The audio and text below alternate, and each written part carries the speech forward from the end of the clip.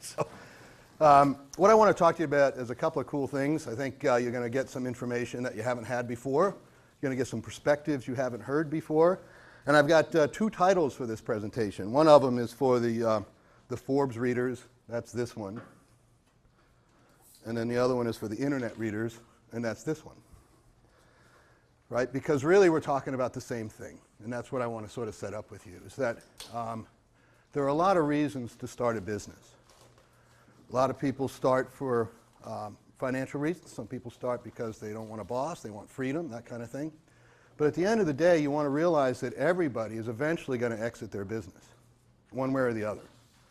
And what I want to talk to you about is how having an exit strategy is going to help you maximize the returns that are available to you, both from the standpoint of personal rewards and financial returns right now, as well as personal rewards and financial returns in the future. Okay, does that sound like it's worth hearing? Okay, so one of the things I want to mention, is that I like a lot of feedback. So if I ask for feedback, even if you don't know what I'm talking about, just grunt or groan or smile or do something. I'd appreciate it, okay?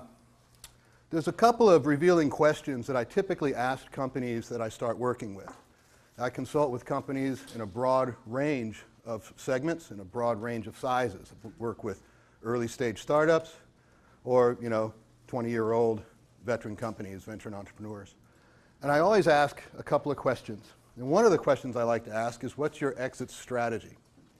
Now, when I ask this question, I typically get one of two answers. Anybody guess what they are? Right. That's a version of one of the answers. That's right. I either get, I don't really have one, or we're going to grow it and someone's going to buy us. Does that sound right? Okay, those are not strategies. Okay?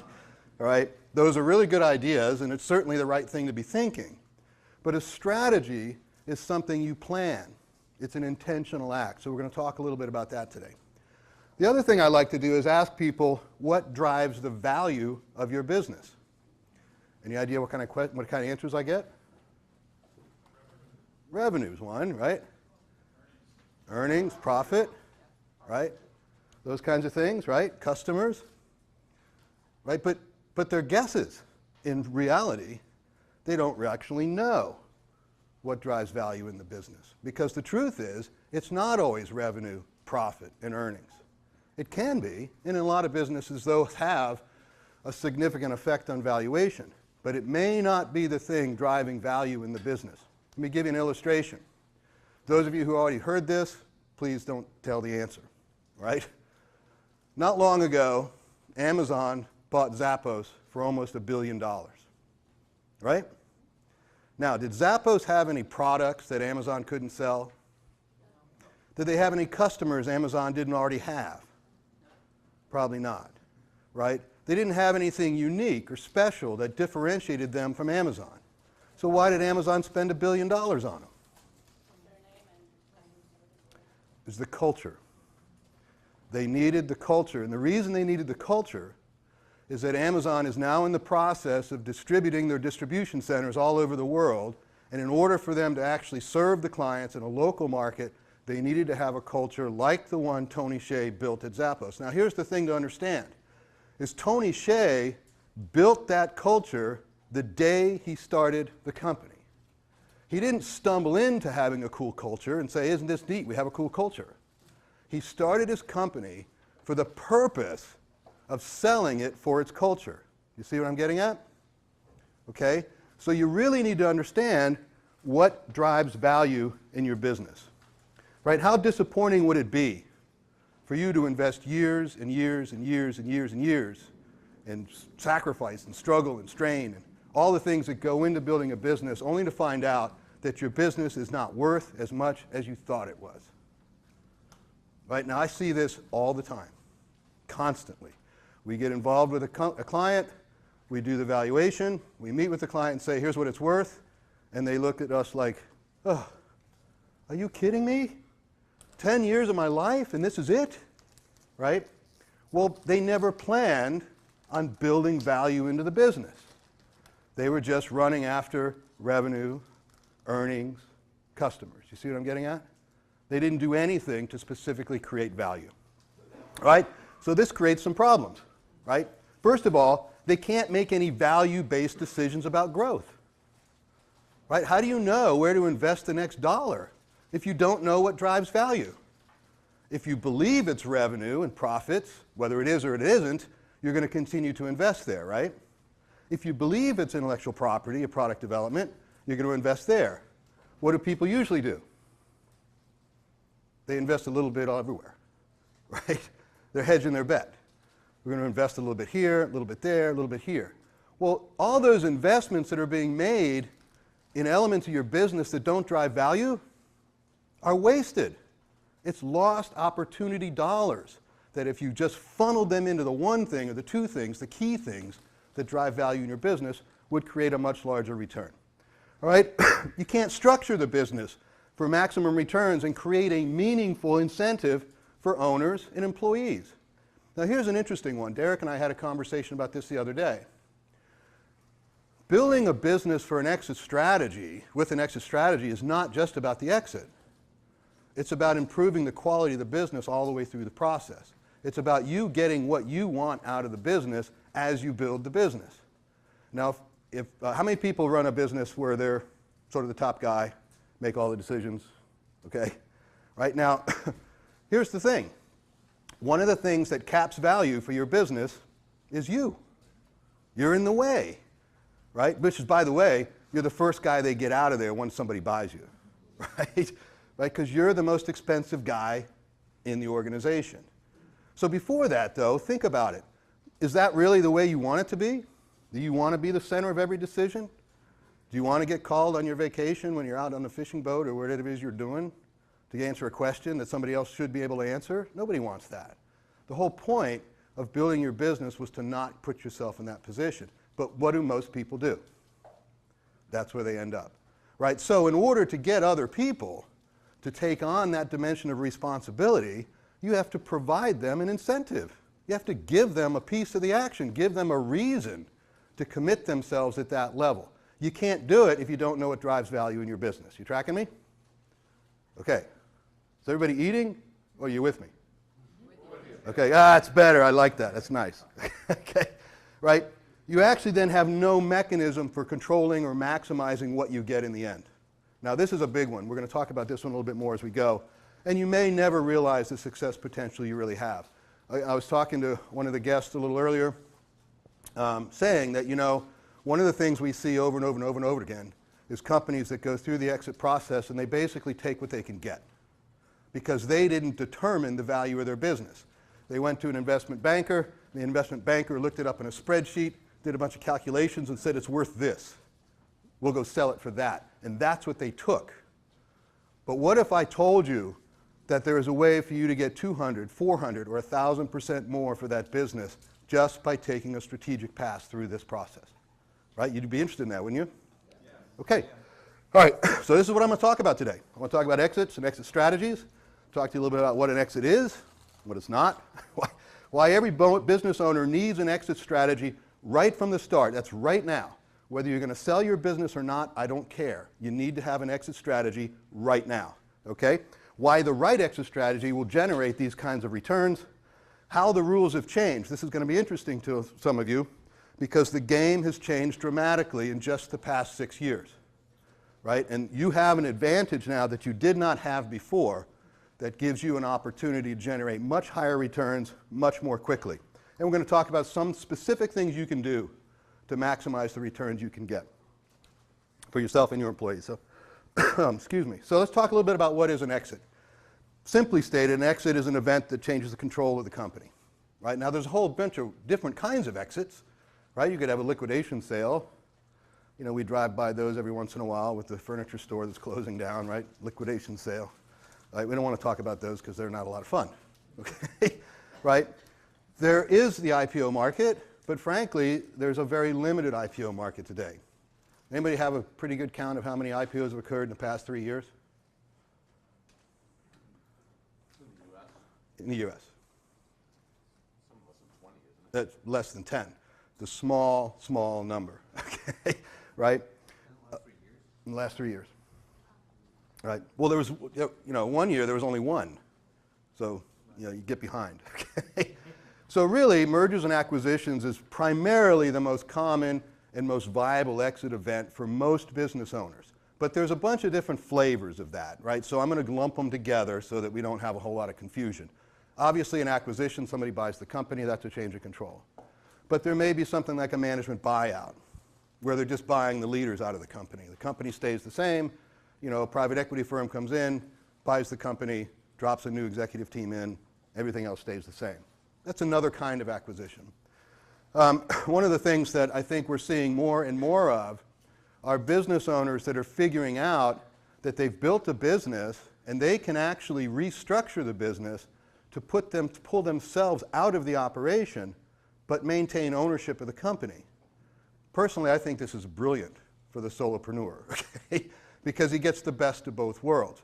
Yeah, there's still some risk and he still has some responsibility, but to the degree that you do it effectively and you hire the right people and you put in place the right structures, you can restructure your business, take yourself out of the middle, you do away with all the brain damage, let somebody else do that, and you enjoy both a royalty stream of some sort as well as the equity growth over time, right? So I have a couple of clients that did this. Anybody heard of the firm Don Richards Associates? Right, big CPA firm, recruiting firm? It's exactly what the owners did. Right, they built the firm, made it phenomenally successful, picked the two top guys, gave them all the responsibility, and they went and played golf the rest of their lives. Right, okay? All right, now I'll talk a little bit about what is an exit strategy. The thing I want you to get here is an intentional planned process. Right? It's really about identifying, characterizing, qualifying potential suitors, and aligning the company with the right value markets to achieve maximum valuation, and then preparing the company internally and externally to get the most out of it. Right? So it's an intentional process. It's a plan. Everybody with me? Okay. It is not something that just happens someday in the future. Unfortunately, this is the way most business owners go about planning for an exit. This is the we're going to build it and somebody's going to buy us strategy. Okay? The problem with this approach is that you don't control the value of the business. Right? You're out of control. You don't really know how you're going to generate returns. Okay? So we want to change that for you. All right? This is an image that I want to share with you to give you a sense of why this is an important element. Now, you probably can't see the green down here. These are all sort of the steps of the exit process. And if somebody comes to me today and says, I want to start a business, what's the first thing I should do? What do you think I tell them?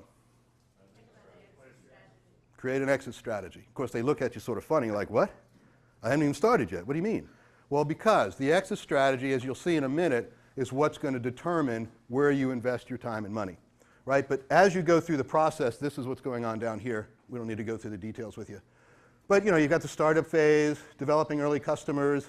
You hit some key value growth milestones, product delivery, first customer ship, those kinds of things. So you get sort of bumps in valuation over time, right? The one to really pay attention to, though, is the last one. And that's the exit event. And what I want you to notice is the exit event creates more value return than all the other things you do combined. Right? You with me? I think that's significant. Because if it took you 10 years to get from here to here, and 18 months to get from there to there, right? You've just doubled, tripled, or quadrupled your valuation in the last 18 months of your business. That's a pretty significant event. That's why I want to point to this. This is really the most important thing you can do in terms of building a business with lasting value. All right, so here's a couple of basics I want to cover with you. The first thing is companies are sold, not bought. Now, this is directly contrary to what an investment banker will tell you, typically. Right? I mean, there are exceptions, I have to be fair. Right? But the universe of mergers and acquisitions is driven off of the notion that a company has intrinsic value, and we're going to take that piece of intrinsic value and get someone to buy it for that value. The problem is this. It's only worth that if what? If someone will pay it. Okay? Well, so that's really a meaningless figure, isn't it? And if it's a meaningless figure, why would I want to settle for one that I'm not controlling? Doesn't it make more sense for me to control the figure? Right? Well, if you have a product in a marketplace, whatever product you sell, right? You set the price of the product, right? And the market responds to the different things you do. But if you want more money for the product, what do? You create more value, right? You see the parallel here? If I'm in control of the value drivers of my business and I want to get more from my business than the valuation table says I can get, what do? Create more value. So I have to know where the value is created, though, right? Okay, now you're seeing it, okay? So the other thing you get here is that you'll see in a minute that exit strategies really create a better business even if you're not planning to exit. The simple point, in fact, is it tells you where to invest your money. It tells you how to make priority decisions. It gives you a gateway, a pathway to making better decisions, higher return decisions about how to grow your business, right? You won't make arbitrary decisions, random decisions, trial and error decisions. You'll make strategic decisions, ones that you know, if you're successful with this endeavor, will increase the value of your business. Okay, that's the single most important thing I want you to get. Because whether you sell your business or not, it's the value of your business that's going to generate the return for you. It's not the income you derive from it. Everybody with me on that? Nobody here is working for the income, right? Yes? No? I mean, you want income too, I get that, but that's not really the purpose. Okay, all right. Now, there are 4 primary reasons big companies buy small ones. I mean, there's a bunch of reasons, but these are sort of the 4 primary categories. And these will be good for an illustration. One is they want to sell their products to your customers, right? So they need more market than they have. Another is they want to sell your products to their customers. That means they need more product than they have, right? Another is they want to take something of yours that makes something of theirs better, more competitive, right? We see this one a lot in the technology world. And the other one is they want your smart people, right? A lot of companies buy companies for people, right? Now here's the reason this is important.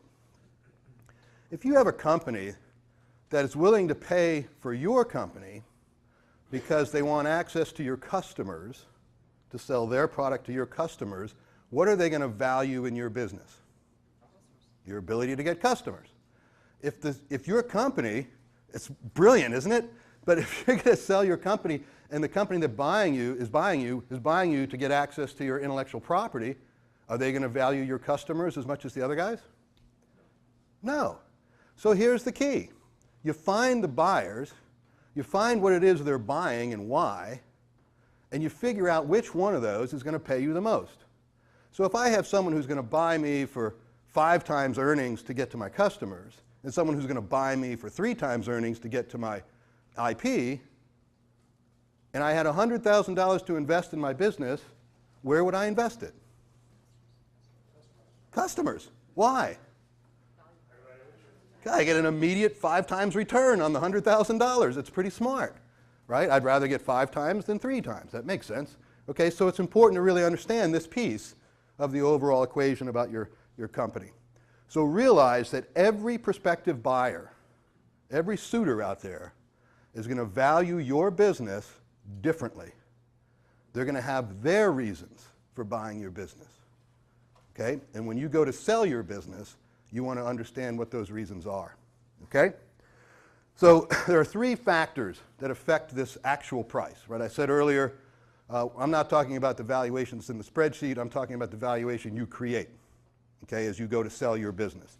The first one is really specific value drivers, just as I described. It's really understanding what is the prospective buyer buying and why, and what's going to maximize that return. It's the same thing you do with your customers when you sell a product, right?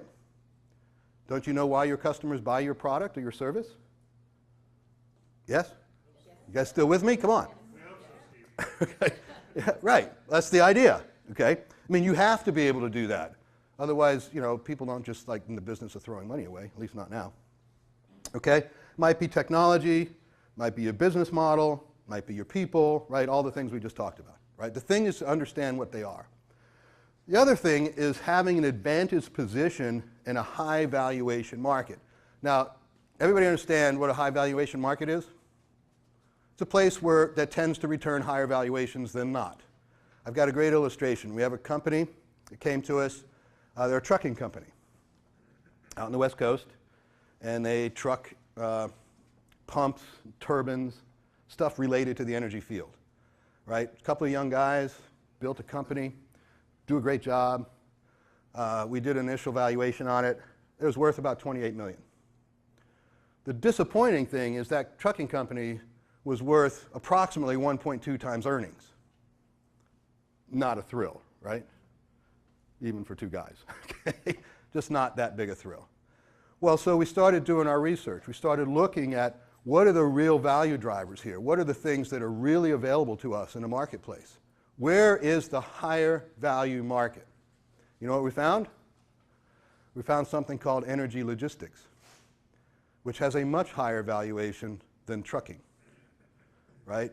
So we transformed the company into an energy logistics company. We didn't change much about the company. We changed the color of their trucks. We changed the logo to have the word energy logistics below the logo, right? We changed some of the operational features of the company. We did get some different kinds of contracts for different kinds of trucking. We didn't do a lot. The net of it is in 7 months, we took the valuation from $28 million to $67 million. They sold that company last Thursday, okay? It's really understanding what's driving value that made that happen, though. You see what I'm getting at? Okay. The other thing is to pace and capture the key windows of opportunity. This is sort of like a horse race. If you think about it this way for a second, I'm going to try to do it this way, or maybe a car race. A race, right? Now, it looks like to us when we watch a race that everybody just sort of starts and goes, you know, haphazard, grabs any piece of road or any piece of turf they can get, right? But that's not really what's happening, is it? I mean, anybody know anything about horse racing? I figured you do. She looks like she would know about horse racing. But correct me if I'm wrong, all right? So this is what I understand to be true. And if I'm wrong, I stand to be corrected. I don't need to be right about anything, okay? The jockey has a plan, right? He's got a pace. He's got a plan. He knows where he's going to be, what part of the track he intends to be on when, right? And he does that relative to the other horses that he's running with, right? So it's not a random run as fast as you can. It's a strategy, okay? And he's got to pace his horse. He's got to steer his horse at the right time in the right direction to claim the piece of ground he needs to have in order to win the race. That's what we're talking about here, right? You want to pace and steer this process so that you stay in the right position at all times, so that you're aligned with the high-value buyers, right? And you arrive at a time of maximum valuation. You with me? Okay, those are the three things that actually drive valuation. These are the three things we spend all of our time doing. Here's a little graphic that sort of shows something. I was trying to figure out how to illustrate this, so hopefully this works. Envision these as different hot market segments, right? So right now, these 3 or 4 happen to be pretty high valuation markets: mobile, social, cloud, and sustainability. There's others, but you know, these are sort of the hot ones that we see regularly, all right? So the purple is just anything you want to put in there. It's, you know, but it's not trucking, okay, right? Well, and here's you and your company, right? And you're serving these markets with products and services and value, right? So all these things in this cloud are the different components of value you're bringing to the market. Does this illustration work so far? So, okay. All right, good. So it means something. All right. And then here's a bunch of prospective buyers, right? There's a bigger version of you. There's a strategic buyer. There's a competitor. There's a private equity firm. There might be 2 or 3 others, right? There's different kinds of buyers. You with me? We generally look at these as buying classes initially. We look for the key buying classes, and we're more concerned about what the buying class is interested in and less concerned about a specific buyer until we get into a position to actually do that negotiation, okay? But you get the general idea. Ooh, that's nice. Ooh, okay. And each of these buyers is anticipating that they're going to pay a certain amount of money for your company, right? So you got, you know, these are just sort of drawn. They seem to be a good balance. 2 times earnings, 5 times earnings, whatever. I mean, it's interesting. 10 years ago, we were talking about multiples of gross revenue. You don't hear that very often anymore. It's too bad. Right? Right? The internet space was fun for that, right? Like, we would get like these ridiculous 30 times gross revenues. Wow, that's pretty good. That'll set you up, okay? But you got to decode this, right? You have to figure out what are these guys interested in buying and how much are they going to spend for it, right? So it's sort of confusing, you know, and you don't really know what to do about it. So what do most business owners do? They just keep doing what they're doing, right? They don't do anything. They just keep going, hoping that sometime it's going to like pop up and, you know, someone's going to say, hey, we really like your company. We're going to buy it, right? By the way, anybody ever sold a house? Is that the way it happened? Somebody just drive up one day and say, hey, I love your house. I want to buy it? Right? Well, I mean, it does happen. It does happen. It doesn't happen often, but it does happen. Right? I was always hoping that someone would fly in a helicopter and buy my ranch in California because I really got stuck with a ranch. But Steve, I was at this conference last week. He said the average person spends 40 hours buying a house, and the point he was trying to make was they spend an hour picking the mortgage they want. Yeah, well, there's a lesson in there, huh? Okay, so it sort of looks like this. Let's say, you know, the bigger version of you wants to buy you for your brand, and they're willing to pay 2 times earnings, or 2 times revenue, if you would rather think of it that way, right? Maybe a strategic partner wants access to your intellectual property. They'll pay 10 times for that, right? Maybe a competitor wants your piece of market, right? And maybe they'll pay 20 times. Maybe a private equity guy wants your revenue and will pay 5 times, right? So whatever the case may be, I think you get the general idea. So if this was the formula, you had the 100,000, where are you going to invest it? Market share. And who are you going to bring into your negotiations? All your competitors. Exactly. Pretty simple, huh? But we don't really do that, do we? Right? That's the point. This is a strategy that will put a smile on your face. Okay. All right. The 5 top reasons why every business needs a real exit strategy from day one. The first one, this is sort of a summary, right? The first one is it establishes the key value drivers for your business. You'll know what drives value in your business because you'll have, in effect, done the research and know these are the prospective buyers, these are the things they value, and this is how I can align myself or position myself optimally to extract that value. So you get to make better, higher informed, higher return priority decisions, don't you? You'll know when you got the $100,000 from an investor where you're going to invest it, and you'll have a reasonably good expectation of the rate of return you can expect on that investment because you've already got the business queued up. You see what I'm saying? Now, just recently, I'll tell you a quick anecdotal story. I had a group call me from Arizona State University. They're in the master's something business program out there, and their job was to build a business, a bunch of students in a class. So they asked me, what's the first thing they should do? What did I say? Exit strategy. They were like, what? That's not what our professor told me. Yeah, well, that's okay. Don't pay any attention to what he says. Just do what I'm telling you. Okay? Right? So we came up with a strategy, right? And what we did is, my wife works in the software industry, and we called her company, I know the CTO, and I said, Tom, you got any products that you just don't have time to build? He said, yeah, I got like 50. I said, great. Give me one of them. We'll build the product, and we'll pre-negotiate a sale price for the company. I had the company sold before we even started the product, right? So it's pretty easy that way, right? All we have to do is hit the milestones, and they buy the company, right? And if they don't buy the company, what do I end up with? A great product, right? That's sort of like the best iteration of this I've done yet. Okay, that's a pretty recent one. It's neat. You know, one of the reasons I can do that, I'll share with you in just a minute. But the other thing that you get this way is it really defines the mission for the company. Now, you know, we all read the books and go to the classes and hear the stories about setting your mission and your vision and all that stuff, and that's all good stuff. But how much easier is it to do if you really know where it is you're trying to go? Isn't it easier to get everyone in your company on board with what you're up to? Isn't it better to have all your management leaders, all your supervisors, everybody in the company really know where it is you're going? It is, right? So this way you can drive much more quickly, produce much greater returns. And lastly, not leastly, is that you really can't get growth funding if you don't have an exit strategy, right? So if you really have to go get some money, you better know where you're going. Now, what do most business owners do?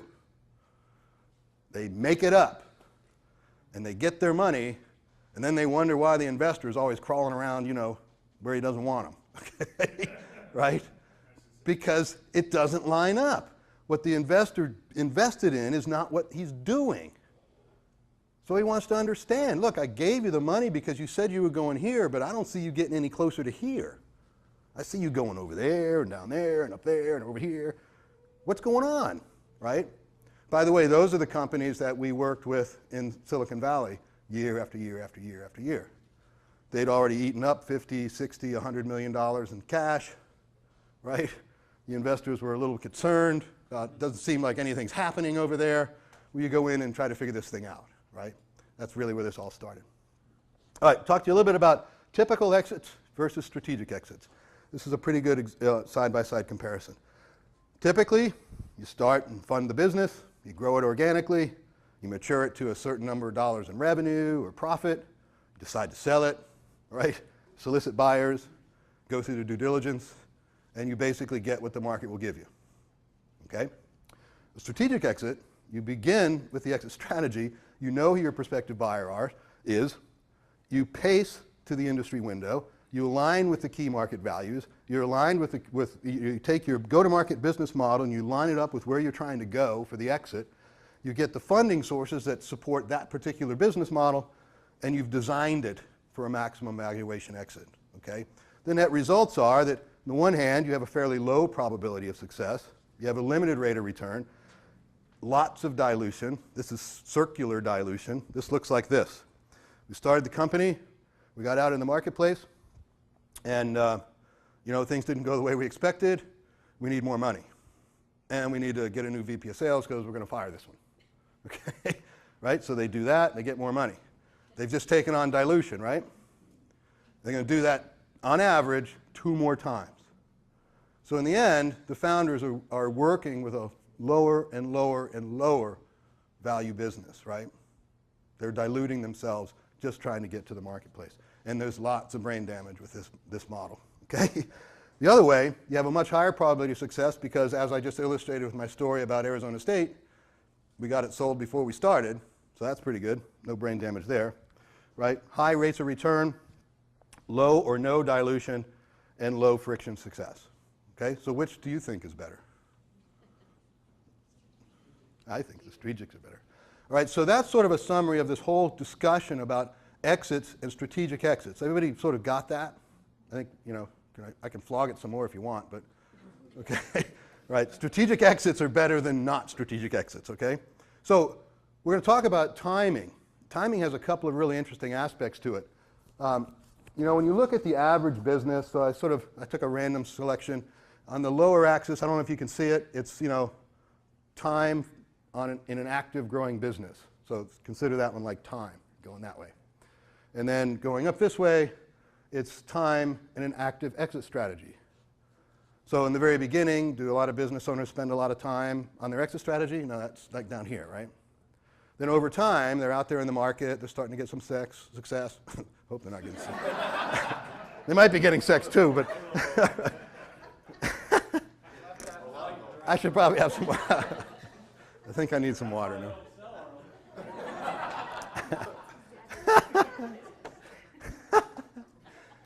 We got it on video too, that's good. Okay. Over time, they start to spend more and more time on this, right? So that's sort of what I'm representing there. It's not a great representation, but it works.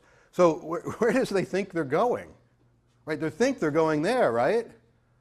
Where the big return is. But the weird thing is the big return isn't over there. It's over here, right? And I'm going to show you this and why, right? So what this says is earlier is better, okay? Here are the reasons why. These are the rules, the agents of change for why the rules have changed, okay?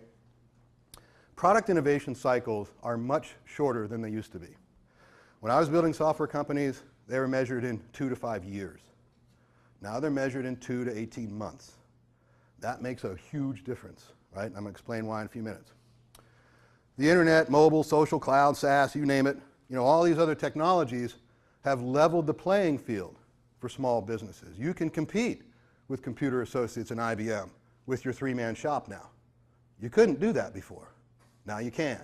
Your innovation cycles are not governing whether or not you can actually compete in the marketplace. You with me? Okay. Large and medium-sized companies, particularly public ones, have lots and lots and lots of cash, right? You read about it in the papers. Anybody have Apple stock? Right?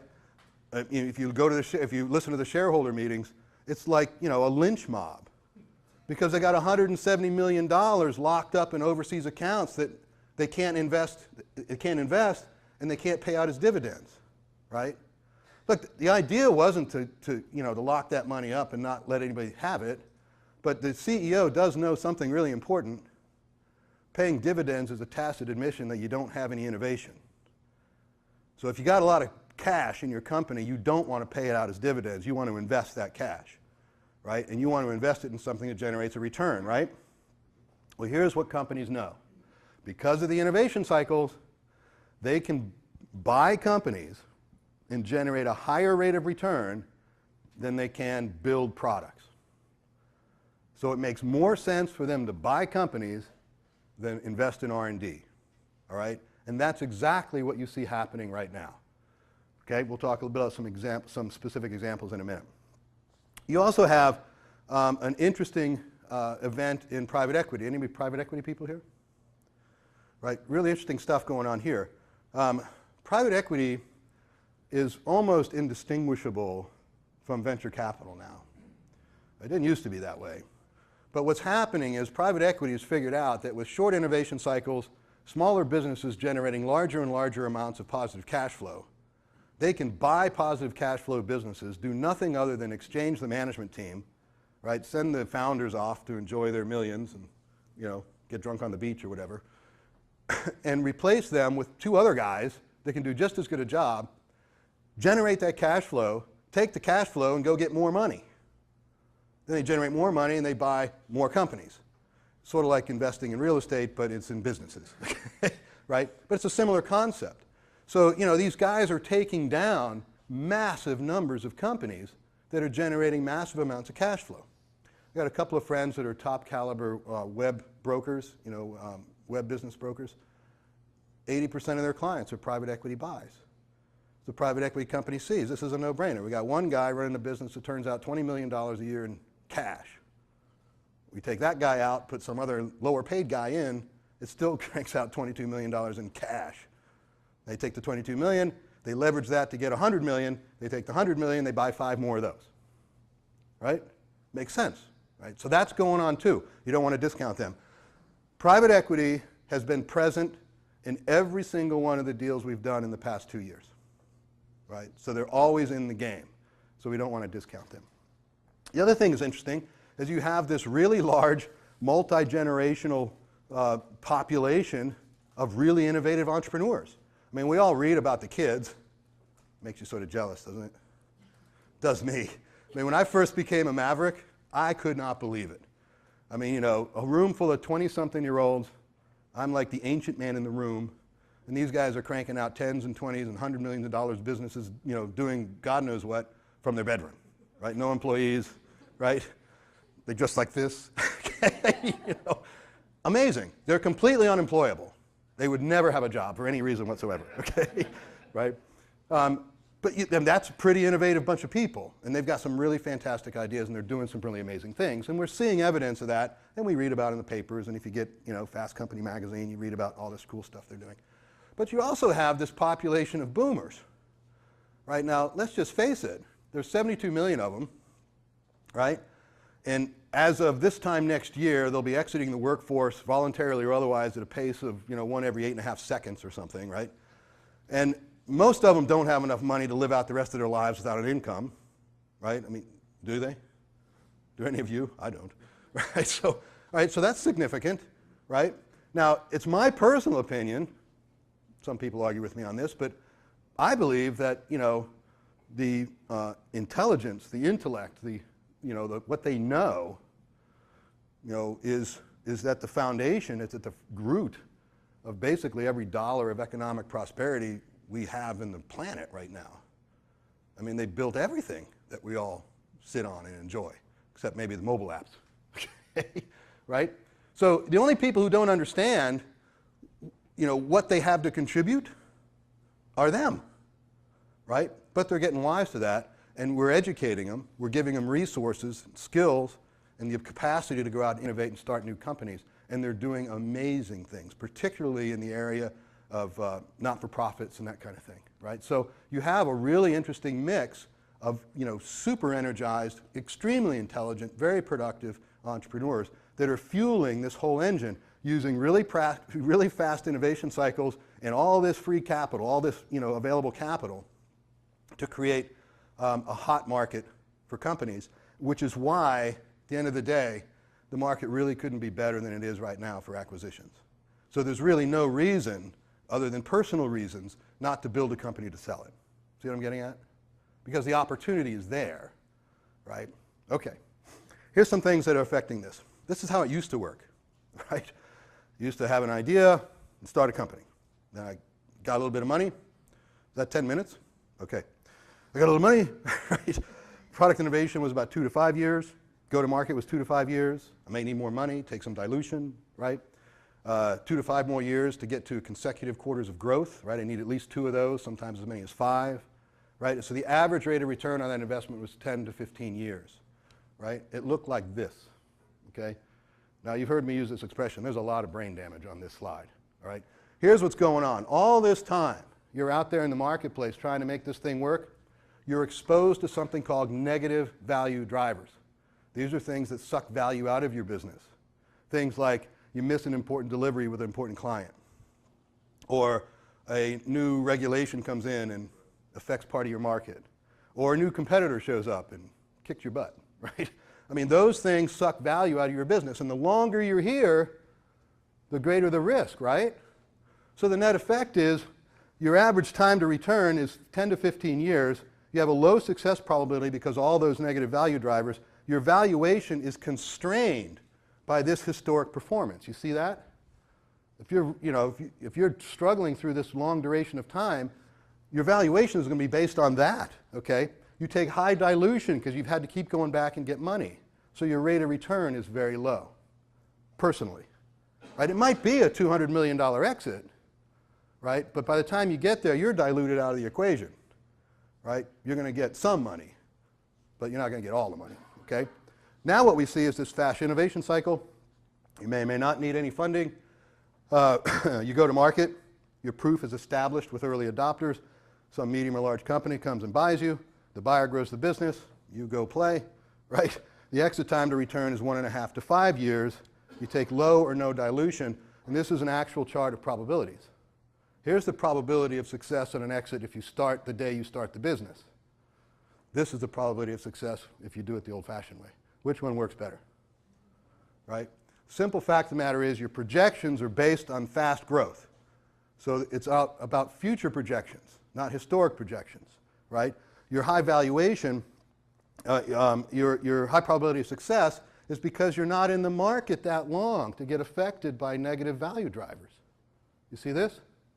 Okay? So this is really what you're going for. The conclusion is an earlier exit gives you a higher probability of a higher rate of return. Okay? This has created a new big opportunity for a large number of smaller exits. The past 54 months, 85% of the private exits that have occurred have been between $15 and $30 million. Many occurred before the companies were 3 years old, and a lot of them were pre-revenue, right? So here's a quote I got from Charles Rim, who's one of the top M&A guys at Google. I had a lunch with him before I moved out here. 90% or more of our transactions are small transactions, less than 20 people, less than 20 million is truly the sweet spot. We prefer companies that are pre-revenue. So how many people have been operating on the impression that you have to build revenue and profit to sell your business? Right. It may not be true. Okay? Just recognize that there are other ways to do it. Okay? Here's some examples, right? I mean, 2.5 years for a $23 million return, very little capital infused in these companies, okay? It's not just for little deals. I mean, YouTube sold in 2 years for $1.6 billion. That's pretty good return. All right? Okay, so it's not just little stuff. It's big stuff too, okay? The problem is most entrepreneurs wait too long to start. Anybody following Norm Brodsky? Right, I like Norm, he's a good guy. I don't agree with everything he says, but then, I'm not published in Inc. magazine either. Okay? But waiting too long creates what we call the most disheartening mistake or heartbreaking mistake. I mean, what most people do, this chart is about the rate of growth in value. So it's a second derivative for those of you in mathematics, okay? Right? So it's not value itself, it's the rate of growth in value, okay? So when you first start, you're getting a fast growth phase, so your growth rate is fast, right? Fundamentally, over time, the t time is in the denominator of the equation that maps this curve, so it has to drag that curve down the longer you're there, okay? And right about the 2.5, 3 year mark is when most entrepreneurs start thinking about selling, right? Could be longer, but you know, if you're starting here, then 2.5 to 3 years from now, you're going to be thinking about selling. The problem is that, you know, the cycle time to actually go through the exit process is minimum 6 months, more like 18 months. So by the time you get the exit done, you're on the bottom side of this curve, your rate of return is relatively low. Now look, it's not a bad rate of return. I mean, you know, better than not getting anything, right? But it's not what it could be. If you start the exit process earlier, you exit at the peak of the value growth. Now here's what happens. Imagine you're the person buying a company, and you're doing diligence, and you got the projections from the founders on what the company's going to do in terms of return, revenues, or whatever. Okay, and every time you check, the company has either met or exceeded the projections. Right? What do you think? What's going through your mind? They know what they're doing. But what else? It's growth. Do you want them to get the growth, or do you want the growth? You want the growth. So you want to accelerate the acquisition. You don't want to watch them take all this value growth. You're going to have to pay for that. You want the value growth. So you're going to try to accelerate the acquisition process so you get to play in this game and don't give them all the money, you see? That's the net effect of moving earlier. Is now you have a natural motivator for the company to be sold more quickly than that. Okay? Now, if at the same time, every time they check, they see numbers that aren't as good as you projected, right? What happens? They slow down. Like, whoa, wait a minute. What does it mean? How did this happen? What went wrong, right? You see what I'm saying? It may not kill the deal, but it'll certainly suck value out of the deal, okay? So I can hear you right now. What happens if I'm no longer early? Right? Who wasn't thinking that? Okay, I hear that every time. Okay, so let's say you're out there. I mean, because usually I show that other slide, and there's always somebody in the back of the room comes running up afterwards and saying, oh my God, is it too late? I'm just screwed, is that it? So here, you're out there now. What do? Right? You innovate, right? You come up with a strategy. Maybe you acquire another company. Maybe you create a new market for yourself. Maybe you create a new product. You implement a strategic exit plan, and you restart this value curve. But this time you do it with an exit plan in place. So you exit up there. You see what I'm getting at? So you've basically opened up a new opportunity for yourself by doing it that way. Okay? Real quickly, how to maximize the valuation or price. The first thing to do is employ a strategic exit plan. Does that make sense? I think I pretty much beat that one in. Right? You want to align and pace the business for maximum valuation. And if you need funding, you're going to go to a targeted fit funding source. The beauty of this whole thing is now you've got an exit strategy. You've got a go-to-market business model that serves that strategy. Right? It's not just a general go-to-business market strategy. It's specific for that strategy. Well, that go-to-market plan tells you where are the best fit strategic funding sources. In the investment game, in the capital game for businesses, money is not money is not money. It does matter where your money comes from, right? You want the right money from the right people at the right time with the right terms, right? Otherwise, you end up losing in the funding game, okay? This tells you who those people are, and it gives you a roadmap that will interest them in investing in your business. You with me? Okay. The last thing you can do, or the second thing you can do rather, is hire experts to do this, right? Now, whether it's me or not doesn't matter to me, right? I mean, I'd like to do it, but it doesn't have to be me, right? The whole point is this. You don't have time to do this, okay? Your external team brings a perspective that you cannot possibly have. Why? Anybody ever heard of Heisenberg? I mean, you're part of the experiment. You're on the inside looking around. You can't even see the opportunities that are out there, okay? Right? Somebody that's on the outside that has relationships across multiple industries, across multiple investment strategies, across multiple potential partners, has a perspective that you cannot possibly have that can help you build a strategy that actually generates big returns. You can leverage the existing business model, and most importantly, it keeps the CEOs and the founders, the key people in the organization, focused on doing what they got to do. You have to hit the KPIs. You can't start fouling up your business while you're trying to sell it, okay? That's it. Now here's I don't want to go through all these because we're running out of time. The one thing I want to point out is it's a lot of work, okay? You know, you're going to assemble a due diligence library. You know, there's 4 key elements on that, and then there's 400 more. Okay, so I mean, this is the work we do, you know, for you. Okay, you'll structure and update your company, right? So you're going to clean up and audit all this stuff. You got lots of cleanup work to do there. You're going to create alignment with the executive team, the leadership team. Your company's got to be on board with this. You can't, you know, you don't want to just sell it out from under them. That's not going to work out so well. Okay, you're going to organize your business for the exit. I mentioned earlier about taking yourself out of the key role, right? That's part of restructuring, reorganizing your company. Okay. Implement automation every place you can get it. More predictability means less risk means more value, okay? In the end, what we strive to do as an illustration, what you would do if you were to manage this process yourself, is we're going to engage between 40 and 100 prospective buyers. We're going to whittle those down to 15 or 20 really qualified potential buyers. We're going to only let 5 to 8 of them actually into the due diligence process. And the objective is to get 3 or 4 companies bidding for your company. Right? So if you want to do it yourself, that's what you're trying to accomplish. Right? You don't want to go to the table with one player. Okay? So you can find other ways to do it. The last one is an important one. Everybody's got them. You want to make sure you get all the hidden stuff out. You don't want them to find it in due diligence. You want to tell them about it before they get to it. Okay? Because the bottom line is this. More risk means less return. Less risk means more return, okay? All right, so here are the conclusions. I think you know what they are. The right exit strategy is a forcing function that accelerates big results and creates value whether you're going to sell your business or not. Even though the exit comes last, the exit strategy should be first and needs to be part of every priority decision in your business. The exit event is when you really get paid for all your hard work, right? And really strategic exits will drive much more value to your bottom line. Just take a minute and just share the story of the plumber that you shared at the last one, just because I think that was a pretty powerful example. The online deal? Yeah. Okay, yeah. So while I do that, I'll just put this up in case you want to get hold of me for something. So this. And your lawn care story, not just that. My what? Your lawn care story. But do the plumber.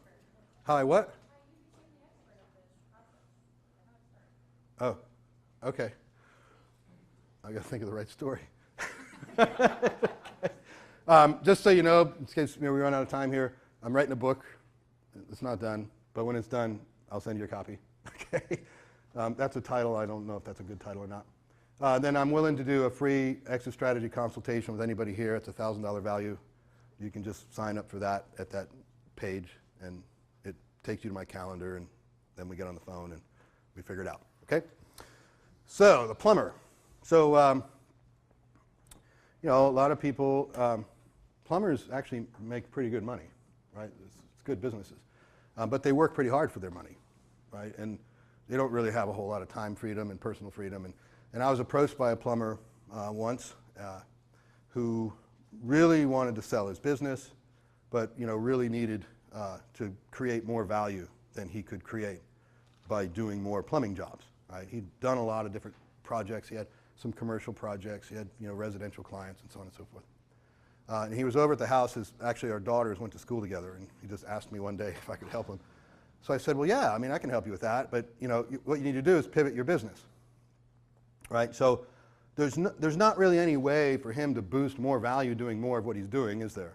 I mean, the way he was doing was hiring more plumbers and hiring more helpers and buying more trucks. And okay, well, that's something. but it doesn't really incremental drive value, right? It drives revenue, might or might not drive profits, certainly drives debt, right? So, you know, he just realized that this wasn't helping. So what we did is we identified a really interesting space for him that he could create a whole collection.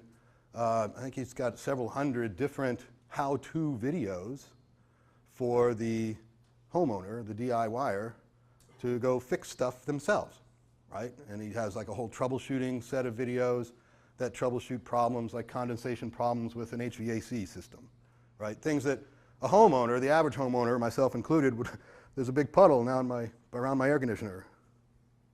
What do I do? You know, call the plumber, right? Well, so what he's done is he's empowered people to do this themselves, and it's a membership site, and it's created a huge amount of value for him, right? Then he could sell his business for a premium because he had more value to offer the buyer, right? It wasn't just an army of plumbers driving around in a fleet of trucks, okay? So that's, those are the kinds of things that you can do, even with what are, sort of less innovative technology companies, right? It's not always about technology. There's ways you can innovate, right, and make some really cool things happen. The lesson in there, though, is it was understanding what drove value. It wasn't the lawnmowers, it wasn't the workers, it was the contracts that drove the values. Okay? Cool. All right, guys.